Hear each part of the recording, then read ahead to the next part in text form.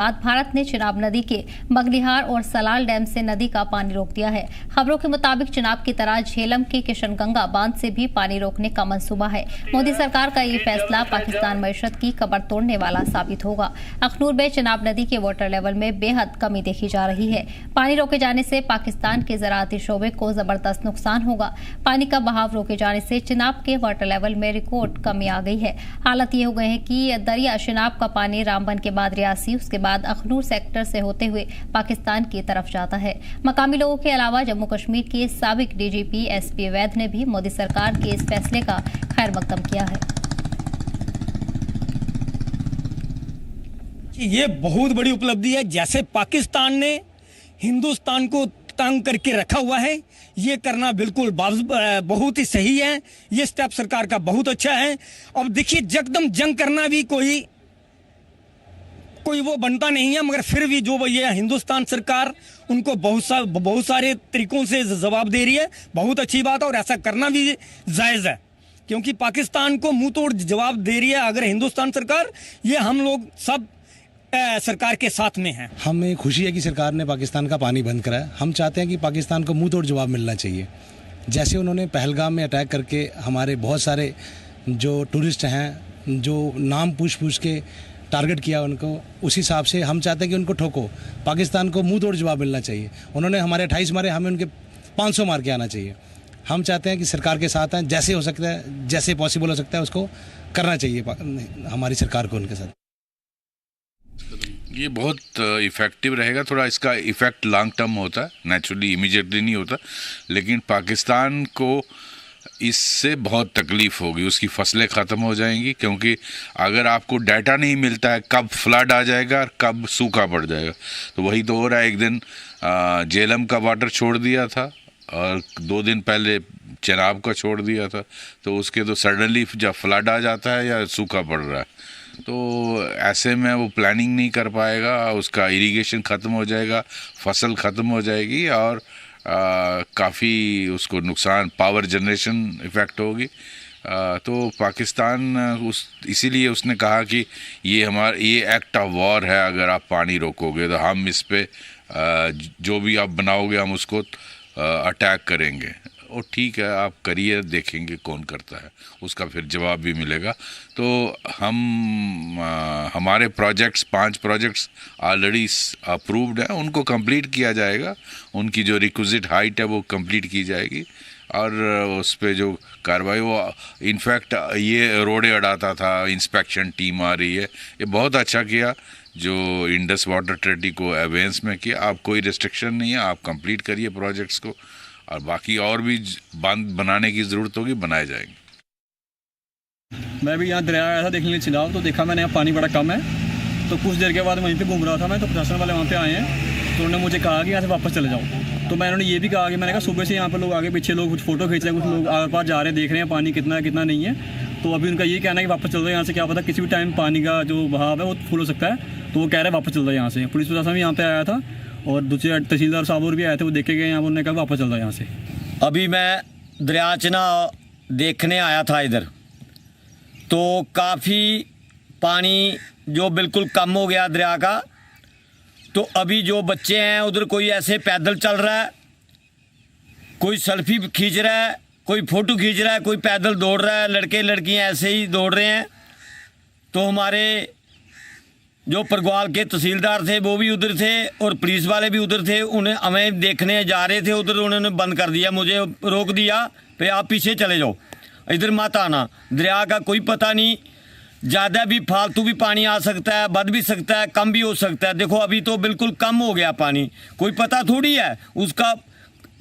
फ़ौरन ज़्यादा पानी आ गया तो फिर इसका मतलब है कोई रुड़ भी सकता है। रामबन में बना बगलिहार डैम और रियासी में बना सलाल डैम बंद किए जाने के बाद अब अखनूर सेक्टर में पानी की सतह में शदीद गिरावट दर्ज की गई है, जिसकी वजह से चिनाब नदी तकरीबन सूख गई है। कुछ मकामात पर मकामी लोगों को पैदल ही नदी पार करते देखा जा रहा है। इसे देखते हुए पुलिस अफसरान कई जगह पर अपनी गाड़ी से ऐलान कर रहे हैं कि लोगों को चिनाब नदी के आसपास जाने से रोका जाए, क्योंकि इस नदी के बहाव में कभी भी तेजी आ सकती है। इसलिए लोगों से एहतियात बरतने की भी अपील की जा रही है। जल्द से जल्द बाहर आ जाए। मैं भी यहाँ दरिया आया था देखने के लिए चिनाब, तो देखा मैंने यहाँ पानी बड़ा कम है। तो कुछ देर के बाद वहीं पे घूम रहा था मैं, तो प्रशासन वाले वहाँ पे आए हैं, तो उन्होंने मुझे कहा कि यहाँ से वापस चले जाओ। तो मैं उन्होंने ये भी कहा कि मैंने कहा सुबह से यहाँ पर लोग आगे पीछे लोग कुछ फ़ोटो खींच रहे हैं, कुछ लोग आर पार जा रहे हैं, देख रहे हैं पानी कितना है कितना नहीं है। तो अभी उनका ये कहना है कि वापस चल जाओ यहाँ से, क्या पता किसी भी टाइम पानी का जो बहाव है वो फुल हो सकता है। तो वो कह रहे हैं वापस चल जाओ यहाँ से। पुलिस प्रशासन भी यहाँ पे आया था और दूसरे तहसीलदार साहब और भी आए थे, वो देख के गए यहाँ पर, उन्होंने कहा वापस चल जाओ यहाँ से। अभी मैं दरियाचना देखने आया था इधर, तो काफ़ी पानी जो बिल्कुल कम हो गया दरिया का। तो अभी जो बच्चे हैं उधर कोई ऐसे पैदल चल रहा है, कोई सेल्फी खींच रहा है, कोई फ़ोटो खींच रहा है, कोई पैदल दौड़ रहा है, लड़के लड़कियां ऐसे ही दौड़ रहे हैं। और इसी पर खास चर्चा के लिए हमारे साथ defence expert colonial SS Pathania जुड़ गए हैं। इसके अलावा पॉलिटिकल एक्सपर्ट सुहेल काजमी साहब भी हमारे साथ जुड़ गए हैं। आप दोनों हजरात का बहुत बहुत इस्तकबाल है। काजमी साहब, जिस तरह देख रहे हैं कि ये फैसला भारत सरकार की तरफ से सामने आया था और अब ऐसे में ये कहा जा रहा है कि चिनाब नदी में इतनी ज्यादा पानी की गिरावट दर्ज की गई है कि लोगों ने वहां घूमना शुरू कर दिया है, लेकिन क्या वाकई इसका पाकिस्तान पर असर पड़ रहा है? किस तरह इस फैसले को देख रहे हैं?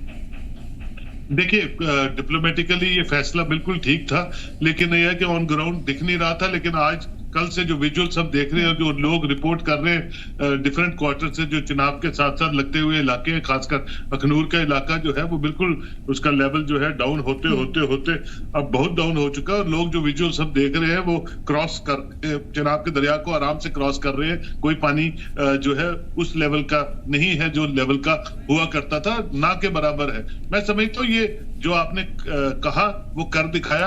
अब पीछे से जैसे ही क्योंकि एडवाइजरीज भी वहाँ एसओपीज भी वहां नोटिफाइड कर दी हैं और तहसीलदार और जो मुतलका अफसरान है वो वहां घूम रहे हैं, चक्कर लगा रहे हैं और लोगों को अवेयर कर रहे हैं कि अगर बाई चांस पीछे जहां जहां भी बांध हैं, जहां भी पानी का फ्लो बढ़ जाएगा या ओवर फ्लो होने लगेगा तो पानी एकदम हम छोड़ भी सकते हैं, उससे भी जो है जो कोई घटनाएं हैं वो हो सकती हैं। तो दोनों तरफ की एसओपीज जो है वो जारी की हुई है। देखिए, हमने कहा और किया नहीं, उससे पाकिस्तान जो है वो और ज्यादा गरूर में आ जाता है। हमने इंडिया ने जो भी डिप्लोमेटिकल मूव्स किए पांचों के पांचों, उस पे एक्शन जो है वो दिखना शुरू हो चुका है और तनाव जो है बॉर्डर्स के ऊपर बना हुआ है दोनों तरफ, इधर भी और उन्होंने भी अपनी तैयारियां पूरी करना शुरू कर दी। तो कहने का मतलब ये जो बॉर्डर से सटे हुए इलाके हैं वो सब वेट एंड वॉच के प्रोग्राम में बैठे हुए सब लोग, और कुछ भी हो सकता है इसकी तैयारी में और इसकी खबर सुनने के लिए वो सब लोग बेचैन हैं। जी बिल्कुल।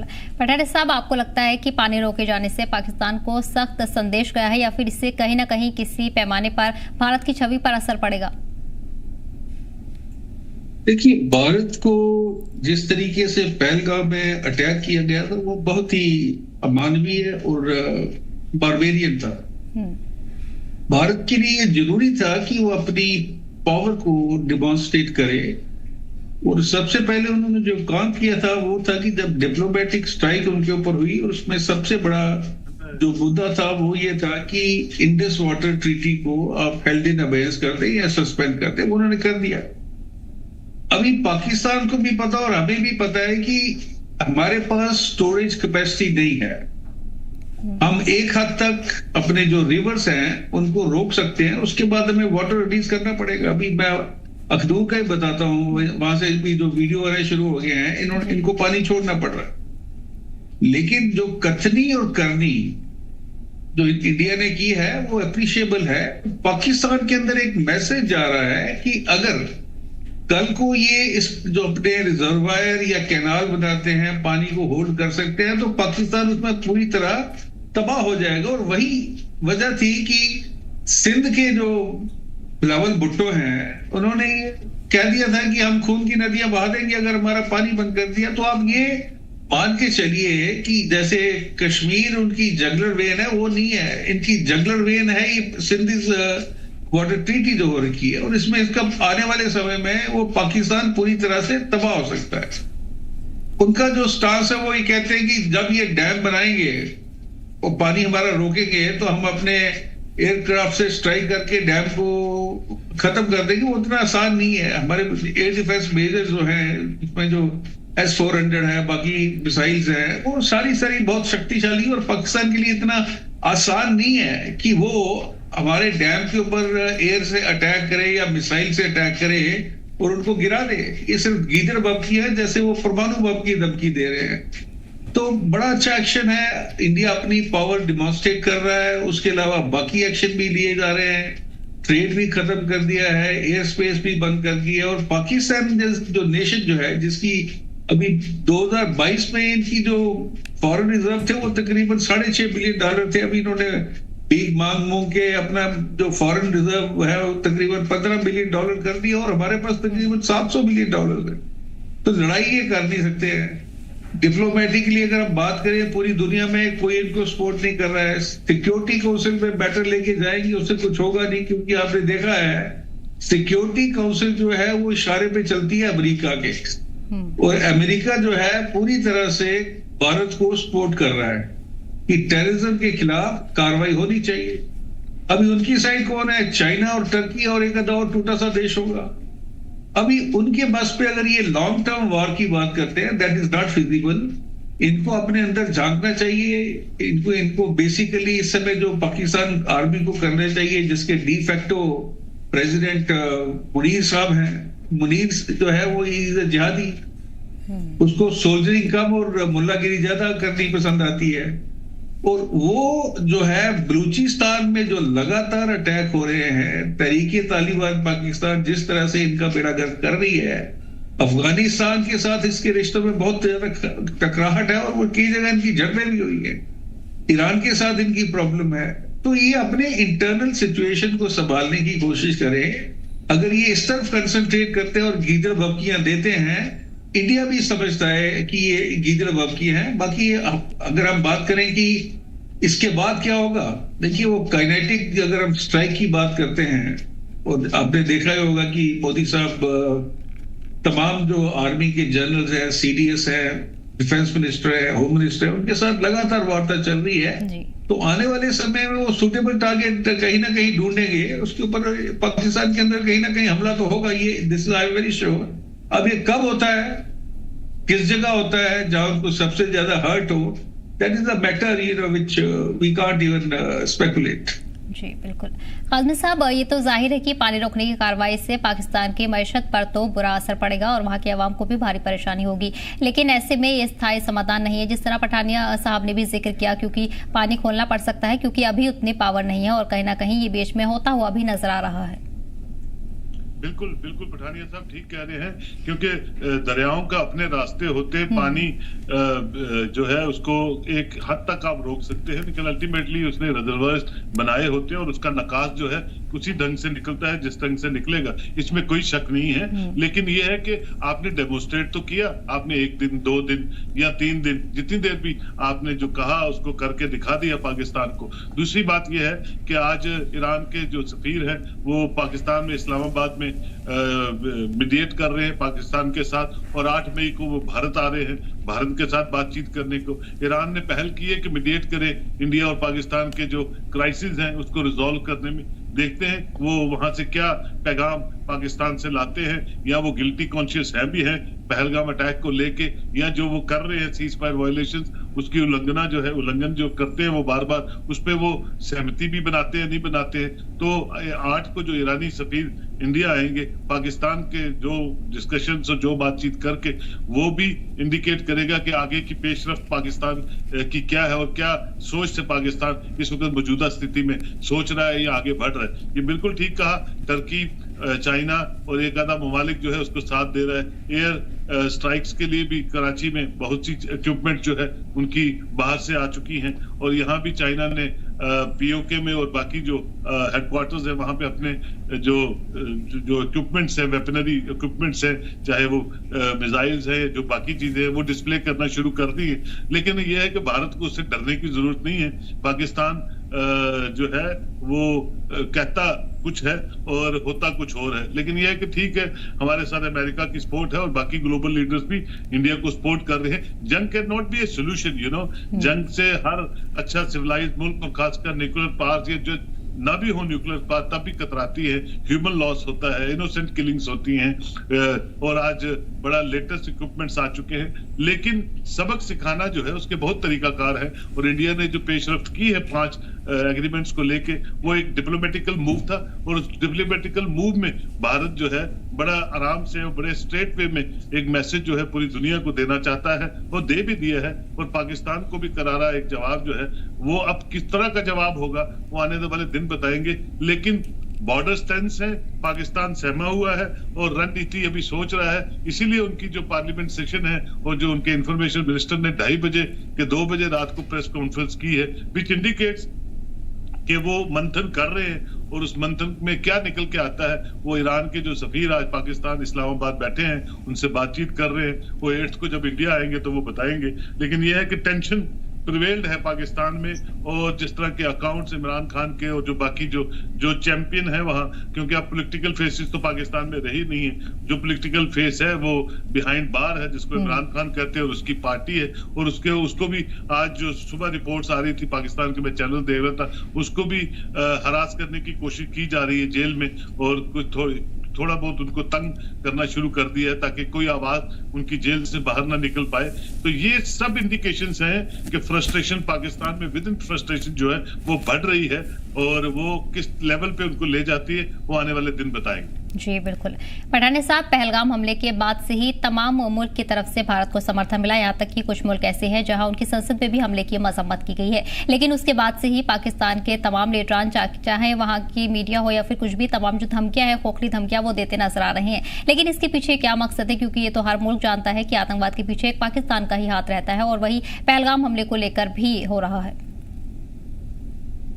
देखिए, ये जो स्क्रिप्ट लिखी है वो उनके आर्मी चीफ मुनीर ने लिखी है, और अगर आप पहलगाम हमले को एनालाइज करें तो बड़ा क्लियर मैसेज था कि आप जो है हिंदू और मुस्लिम के बीच में एक रिफ्ट पैदा करना चाहते हैं, वो सिलेक्टिव के लिए, जैसे इंडिया के अंदर कम्युनल प्रॉब्लम जो है बड़े हुए, कम्युनल हार्मोनी जो एग्जिस्ट कर रही है वो खराब, तो उस स्क्रिप्ट में वो सफल हो गए।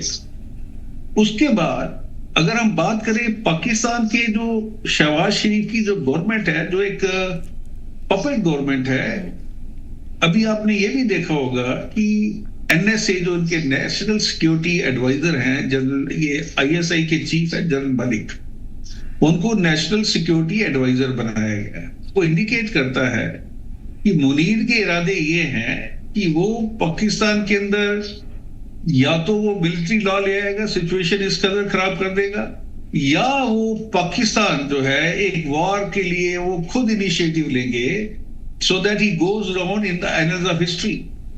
और आप मान लीजिए कि अगर पाकिस्तान जो है मजबूर हो जाता है, वो फर्स्ट ट्राई करते हैं, तो उसका माकूल जवाब मिलेगा, बिकॉज लड़ाई के लिए आपको आपकी फोर्सेस चाहिए, और अगर हम फोर्स लेवल इक्वेट जो करें इनके साथ, they are far below than अस।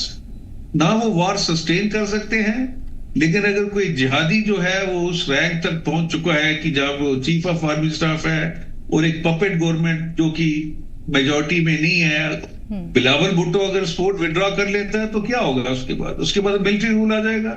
इमरान को इलेक्शन इन्होंने कराने नहीं है।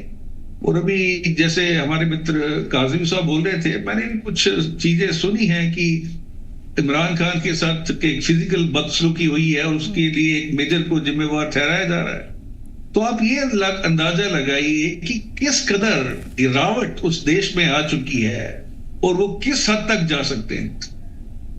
कल को अगर वॉर एस्केलेट होता है और उसके बाद वो न्यूक्लियर बम का यूज करते हैं, तो Pakistan will cease to exist, क्योंकि उनका एरिया देखिए, तो वो उनको भी पता है। लेकिन अंदर क्रिटिसिज्म के बाद भी देखिए, दो चीजें चाहिए होती हैं एक नेशन को वॉर रेज करने के लिए, एक तो आपके पास मिलिट्री कैपेबिलिटी और दूसरा लोग आपको सपोर्ट करें। लोग उनको सपोर्ट कर नहीं रहे हैं। पंजाब को छोड़ के जो कि डोमिनेटिंग फैक्टर है, उसके अलावा सिंध में देखिए गृह युद्ध जैसे हालात चल रहे हैं, बिकॉज पानी का जो सबसे बड़ा खतरा है, वो जो कैनाल प्लान कर रहे थे वहां, गवर्नमेंट ने उसके ऊपर रोक लगा दी है। तो बिलावल भुट्टो और सिंध के लोग जो है वो डेमोन्स्ट्रेशन कर रहे हैं, एजिटेशन कर रहे हैं, झड़पें हो रही हैं।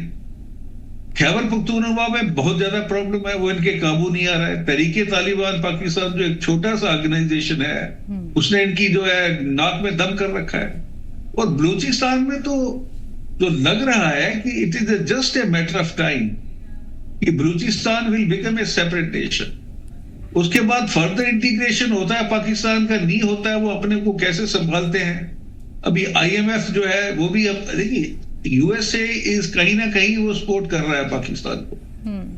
F-16 जो तैयारे हैं वो उन्होंने USA ने दिए थे, उनके स्पेयर पार्ट मेंटेनेंस, वो सारा अपकीप एंड मेंटेनेंस USA कर रहा है। USA के अपने इंटरेस्ट है, नेशनल, स्ट्रेटेजिकल, जियोपॉलिटिकल, इकोनॉमिकल, वो अपना काम करते रहेगा। तो हमें ये जो लड़ाई है ये खुद लड़नी है, हम किसी के ऊपर डिपेंडेंट नहीं हो सकते हैं।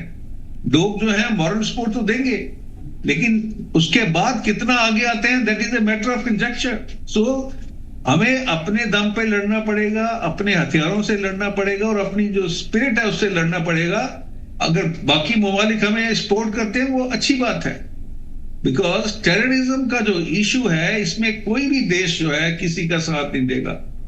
UN भी टेररिज्म के खिलाफ है और आस्ते आस्ते ये चीज स्पष्ट हो रही है कि इंडिया के अंदर, खासकर हमारे जम्मू कश्मीर के अंदर जो पिछले 35 साल से टेररिज्म चल रहा है, वो सारा पाकिस्तान और वो कबूल भी करते हैं। ये हमारा खेल है। ऑपरेशन टोपैक जो उन्होंने कंसीव किया था प्रॉक्सी वार के through to make India plead in 1000, वो जारी है and they will take it to 1000 year, that's what they say. तो हमें अपना जो इंटरनल थ्रेट है, एक्सटर्नल थ्रेट है, ये दोनों जो है मजबूत करने पड़ेंगे। LOC को सील करना पड़ेगा और जो अंदर लोग बैठे हुए, क्योंकि मैं कुछ सुन रहा था अभी, कुछ रिपोर्ट्स वगैरह सोशल मीडिया में आ रही हैं, ये जो एक्ट हुआ है इसके अंदर जो लोकल थे वो पूरी तरह से इन्वॉल्व थे, पूरी सपोर्ट थी उनकी। दैट इज अ रीजन कि अभी 14 दिन के बाद भी वो जो परपरेटर ऑफ क्राइम थे दे आर मिसिंग। तो ये मानने वाली बात है ही नहीं कि वो आज they can survive on their own. So we have to enact, certain laws where जहाँ पे जो सपोर्ट करते हैं लोग मिलिटेंसी को, they are treated as militant and accordingly given the punishment for the treason with the nation. जी बेशक। ठीक है पठानिया साहब, सोहेल काज़मी साहब, आप बने रहिए हमारे साथ, पढ़ेंगे अगले